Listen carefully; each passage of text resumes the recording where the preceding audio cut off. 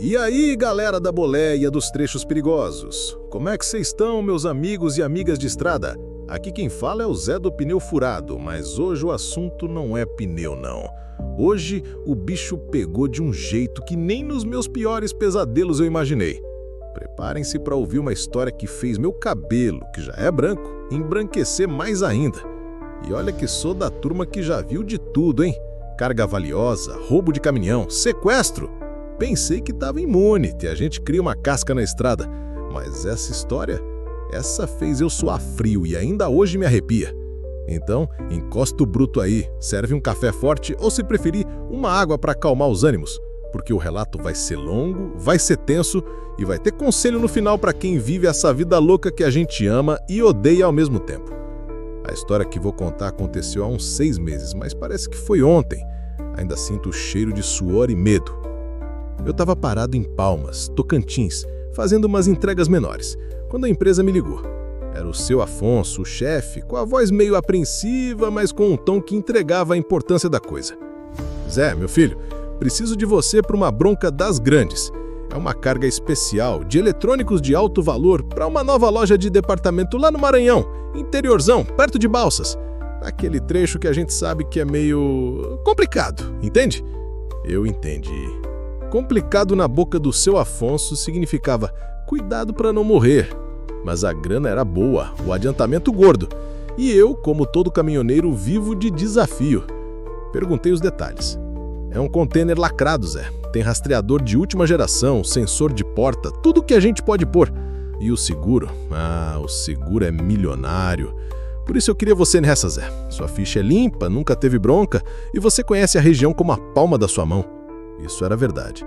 Passei anos rodando pelo Nordeste, conhecia cada buraco, cada desvio, cada parada obrigatória daquele pedaço de Brasil.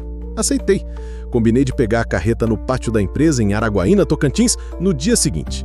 Cheguei lá, a Scania R440, minha companheira de estrada, já estava engatada no container. O bicho era grande, lacrado com uma fita amarela que dizia Sealed High Value Cargo. A tensão já pairava no ar.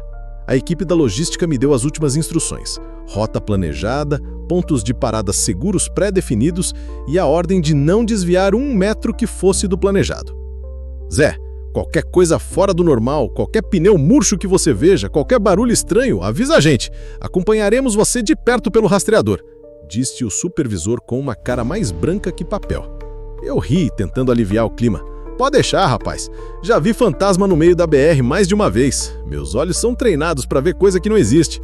Mas por dentro a barriga já estava gelada. Não é todo dia que a gente transporta um container que vale mais que a nossa vida, né? Saí do Araguaína no final da tarde, com o sol baixando, transformando o céu num espetáculo de cores que, por um instante, me fez esquecer a responsabilidade que eu carregava. Minha ideia era rodar a noite toda, aproveitar o clima mais ameno e chegar em Balsas no dia seguinte, no final da tarde, sem muita pressa. A viagem seguiu tranquila nas primeiras horas. O ronco do motor da Scania era a única trilha sonora, misturada com as músicas da minha playlist de raiz. A BR-153, apesar de uns trechos ruins, estava vazia e eu aproveitava para manter uma velocidade constante, sem forçar muito o bruto. Passei por Aguiarnópolis, Estreito, e a paisagem começou a mudar. O cerrado dava lugar a plantações de soja e o cheiro da terra úmida entrava pela janela, misturado com o ar fresco da noite. Eu já estava acostumado com essa paisagem, mas aquela noite parecia diferente. Uma sensação estranha, um arrepio na nuca que eu não conseguia explicar. Por volta das 2 da manhã, já perto da divisa entre Tocantins e Maranhão, comecei a sentir um cheiro de borracha queimada. Olhei nos retrovisores, mas não via nada. Pensei que era algum carro na frente, mas o trecho estava deserto. O cheiro ficou mais forte.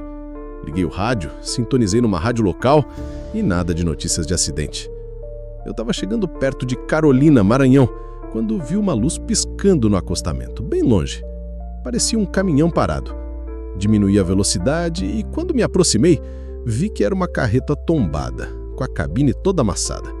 Pelo jeito, tinha batido de frente com alguma coisa ou tentado desviar.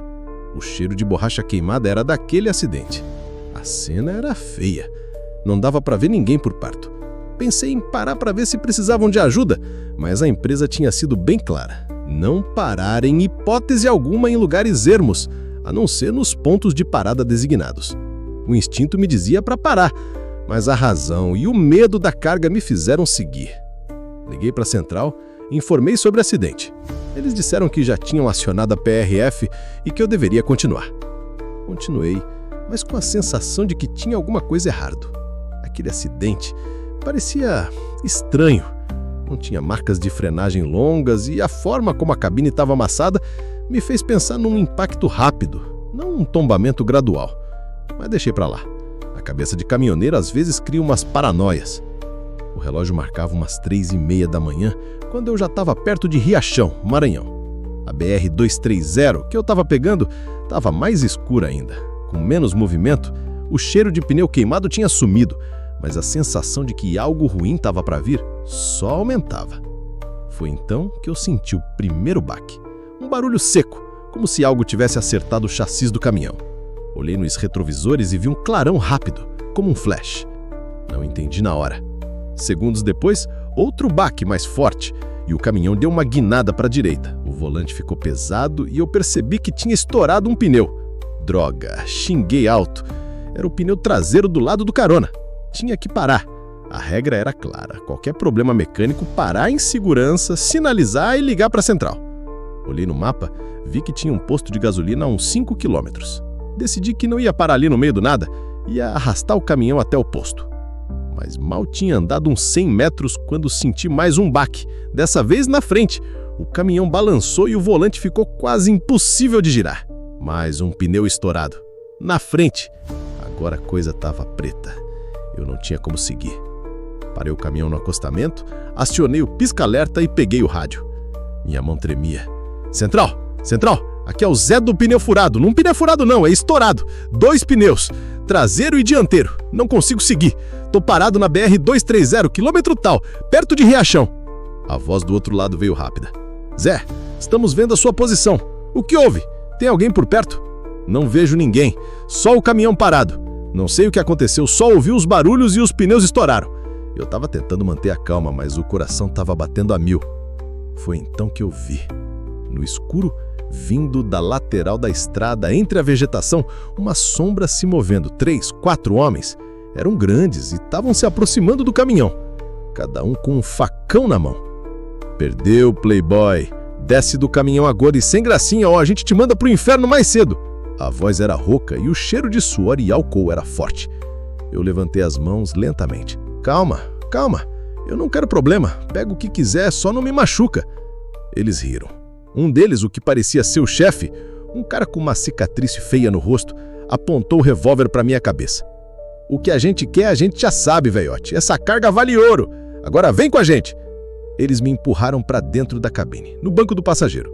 O chefe sentou no banco do motorista e o outro, o que segurava o 38, ficou no banco de trás, apontando a arma para mim.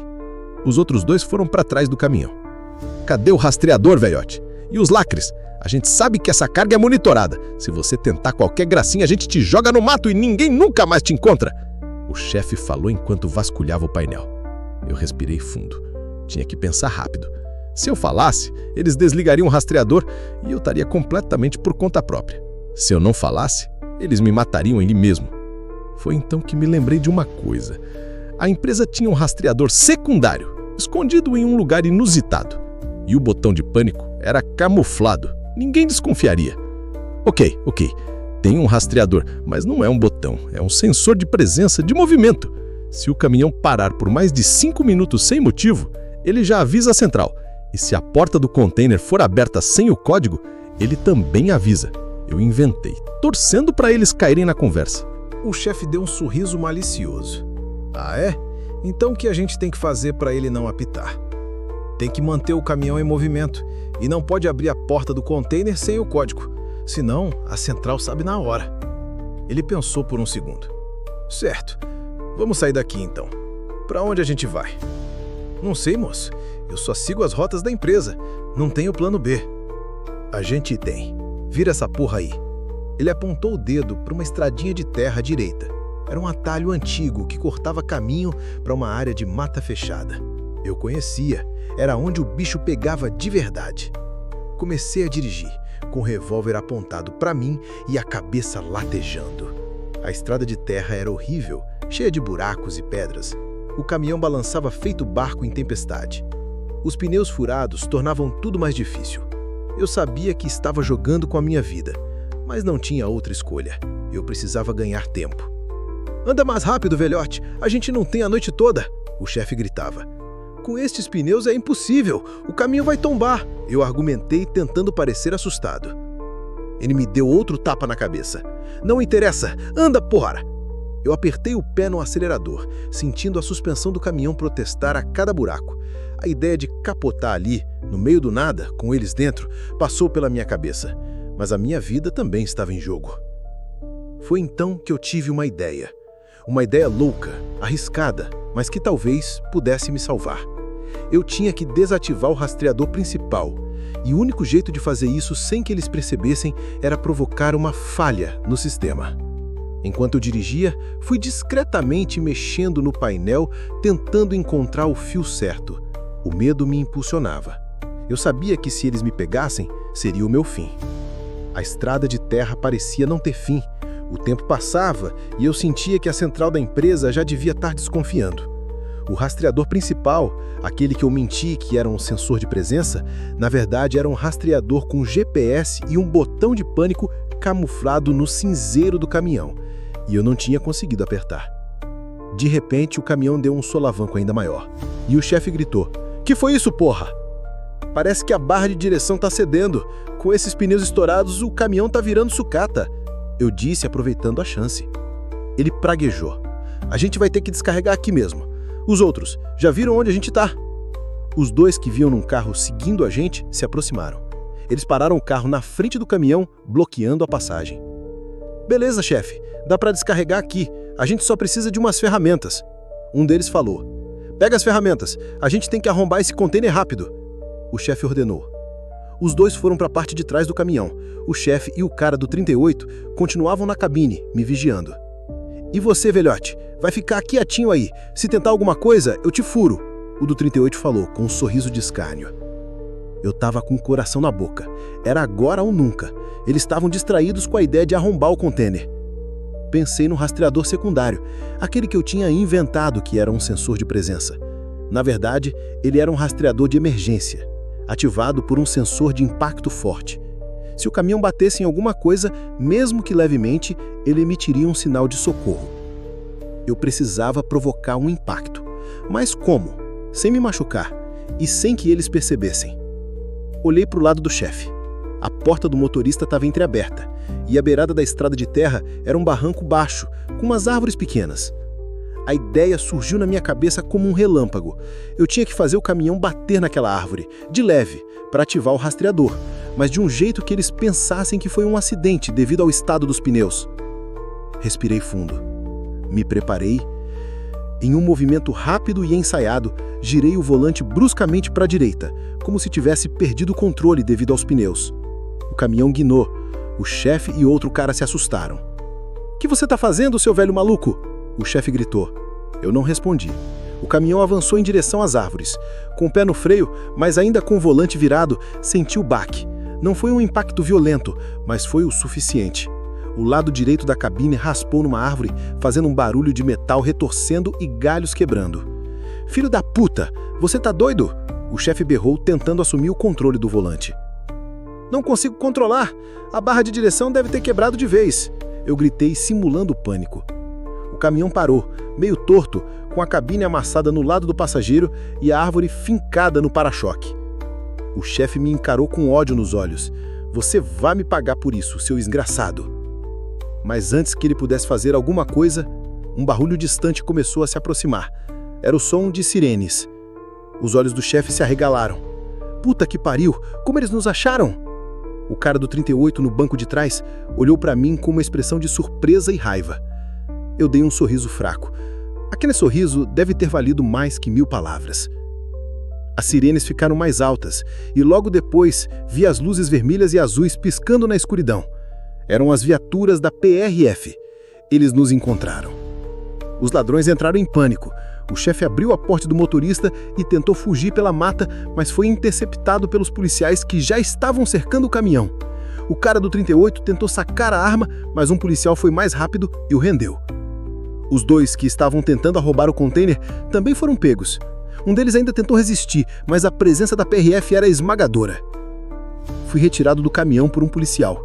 Minha cabeça ainda latejava e eu estava tremendo, mas o alívio era imenso. O senhor está bem, caminhoneiro? O que aconteceu aqui? Tô bem, graças a Deus. Eles estouraram os pneus e me forçaram a vir para cá. Queriam roubar a carga. Eu contei, apontando para os ladrões algemados. O policial assentiu.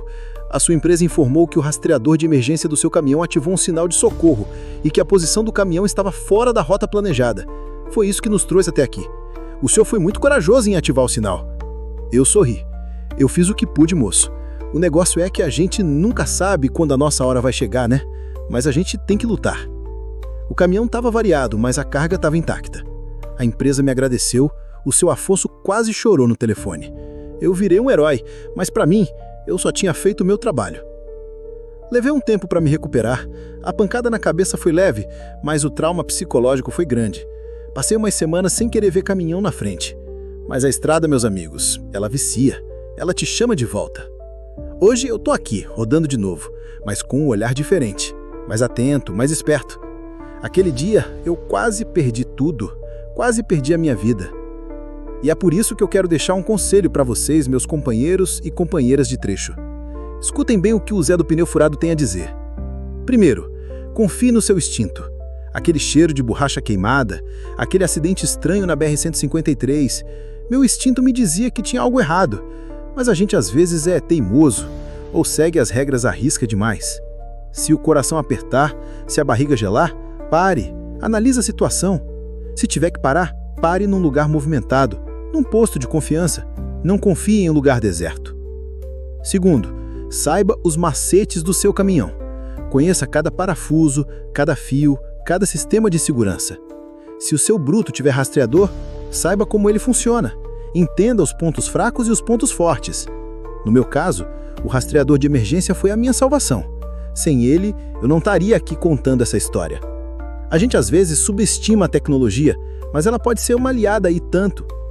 Terceiro, tenha um plano B. Eu não tinha um plano B, mas a situação me forçou a criar um, e foi a sorte que me ajudou. Pense em cenários, em como você agiria em uma situação de perigo. Não é para ser paranoico, mas é para estar preparado. Ter um telefone escondido, um botão de pânico extra, qualquer coisa que te dê uma chance. E quarto, a sua vida vale mais que qualquer carga. Dinheiro, eletrônicos, o que for, nada vale a sua vida. Não resista se a coisa apertar. Tente negociar, tente ganhar tempo, tente encontrar uma brecha, como eu fiz, mas não dê a sua vida de graça. E por último, mas não menos importante, fiquem ligados na galera da estrada. Troquem informações, avisem sobre pontos perigosos, sobre quadrilhas que atuam na região. A união faz a força. Se a gente se ajudar, a gente se protege. Essa foi a minha história, meus amigos. Uma história de terror que eu vivi na pele, mas que me fez aprender muito. E eu espero que sirva de alerta para vocês também. A estrada é linda, é o nosso sustento, mas ela também pode ser cruel. Fiquem com Deus, se cuidem e que a luz do farol de vocês ilumine sempre o caminho de volta para casa. Um forte abraço do Zé do Pneu Furado. E se quiserem mais histórias, é só chamar. E você, caro internauta, já passou por alguma situação assustadora na estrada? Conhece ou já vivenciou alguma situação de medo e pesadelo como esse vivido pelo nosso companheiro de estrada, o Zé do Pneu Furado? Então compartilhe sua história com a gente. Ela poderá ganhar vida através do nosso canal. Envie para o e-mail que está na descrição e também no comentário fixado. Comente de que lugar e horário você está ouvindo este relato. Deixe sua opinião, ela será muito bem-vinda e nos ajudará a melhorar cada vez mais os nossos vídeos, para que você tenha uma experiência única e prazerosa toda vez que assistir. E não se esqueça de curtir o vídeo, se inscrever e ativar as notificações para não perder nenhum relato horripilante como este. As estradas escondem muitos segredos sombrios e juntos poderemos desvendá-los.